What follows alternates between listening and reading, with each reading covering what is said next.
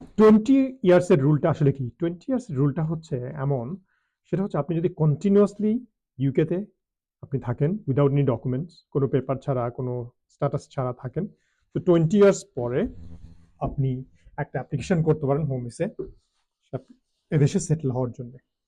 একটা indefinite leave to remain application করতে পারবেন। সেক্ষেত্রে আপনাকে প্রুফ করতে হবে যে আপনি কন্টিনিউয়াসলি এদেশে 20 ইয়ার্স ছিলেন এবং 20 ইয়ার্স এদেশে থাকার কারণে আপনি এই ইউকেতে একটা ডিপ কানেকশন, ডিপ টাই তৈরি করছেন। সেটার কারণে আপনাকে দেশে ফেরত দেওয়া একটা আনরিজনেবল হবে। সেই গ্রাউন্ডে আপনি অ্যাপ্লিকেশনটা করতে পারবেন। কিন্তু এখানে কিছু কিন্তু আছে। সেটা হচ্ছে আপনি যদি কোনো এই ২০ বছরের মধ্যে কোনো ক্রিমিনাল অ্যাক্টিভিটির মধ্যে আপনি যুক্ত হন, আপনাকে এই সুবিধা থেকে তারা বঞ্চিত করবে।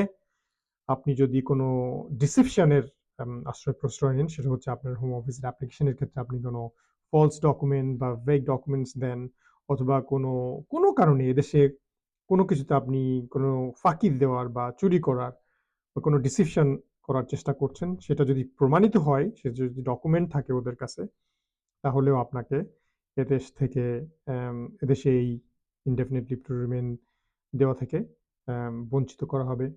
প্লাস আপনি যদি এদেশের ন্যাশনাল সিকিউরিটির যদি থ্রেট হন, আপনি যদি কোনো টেরোরিজম বা অন্য কোনো অনেক অনেক অর্গানাইজেশন আছে যারা এই দেশের বিরুদ্ধে কাজ করছে, তাদের সাথে যদি আপনার কোনো সম্পৃক্ততা দেখে, এদেশ যদি মনে করে, অনেক ক্ষেত্রে আপনার কাছে না মনে হতে পারে যে আপনি দেশের বিরুদ্ধে কাজ করছেন না, কিন্তু ব্রিটিশ গভর্নমেন্ট যদি মনে করে না এটা এদেশের ন্যাশনাল ইন্টারেস্টের বিরুদ্ধে, এদেশের আপনি এদেশের জন্য থ্রেট, তাহলে আপনাকে এই ভিসা দিবে না।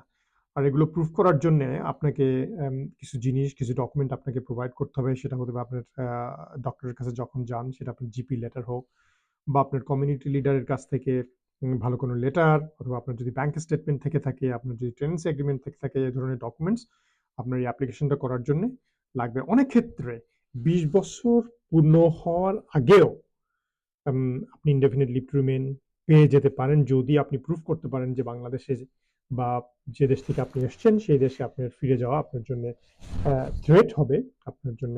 তো সেক্ষেত্রে আপনি ২০ বছর আগেও আপনি একটা অ্যাপ্লিকেশন করতে পারেন, করে আপনি ইনডেফিনিট লিভ টু রিমেইন পেতে পারেন। সেজন্য ডেফিনেটলি আপনার আহ, অবস্থানের উপর ডিপেন্ড করে, আপনার সিচুয়েশনের উপর ডিপেন্ড করে আপনার লয়ারের সাথে কথা বলতে হবে ওয়ান টু ওয়ান। কারণ আমি যেটা দিচ্ছি এটা জেনারেল ইনফরমেশন, এটা কোনো লিগ্যাল অ্যাডভাইস না। লিগ্যাল অ্যাডভাইজার নিতে হলে আমাদের ফার্মে, আমার ফোন নাম্বার আছে এখানে, ফার্মে আপনি যোগাযোগ করবেন এবং আমাকে ফোন দিবেন। ইন্ডিভিজুয়ালি আপনাকে আমরা অ্যাসেস করে, আপনার কেসটাকে অ্যাসেস করে তারপর আমি আপনাকে অ্যাডভাইস করতে পারবো।